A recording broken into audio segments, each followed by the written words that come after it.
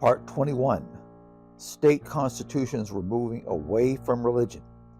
Last part we talked about how the Virginia Statute for Religious Freedom was a model for the other states in the Constitution. Now let's take a look at how the other states themselves were handling official religion. And it turns out they all moved away from state-enforced religion. In their new constitutions, drafted over a period of years, none of them claimed any religious authority or divine approval. None of them claimed Judeo-Christian law controlled anything. All of them declared, one way or the other, their only basis was the social contract and the agreement of the people. Massachusetts, one of the most religious colonies, is a good example. Drafted by John Adams, a deist, maybe a Unitarian, who believed that a moral and religious people were critical to a republic, but who also believed very strongly in a secular government, the new Constitution was very clear that there was no governmental role for God. Going along with non-biblical Enlightenment philosophy, Massachusetts, just like all the other states, proclaimed that the body politic was a voluntary association of individuals and a social compact. The rights of the people and the framework established by the new Constitution were part of that agreement. There is no mention of the Bible or divine revelation.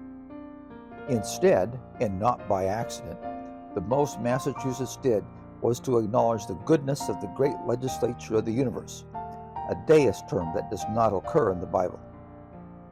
This does not ask his permission or claim his authority. In the Massachusetts Declaration of Rights, which foreshadowed the Bill of Rights a decade later, Massachusetts did state that all men have a duty and right to worship the Supreme Being, the great Creator, in any manner they pleased, and it granted them complete religious freedom in how they worshiped, if at all. But note the basis.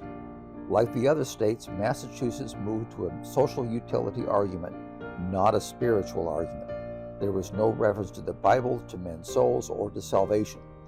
The state was only interested in using religion to ensure good order and civil government, and to continue financial support for Protestant churches. That may sound familiar.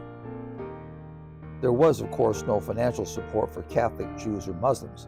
Even in 1780, willingness to share the wealth only went so far.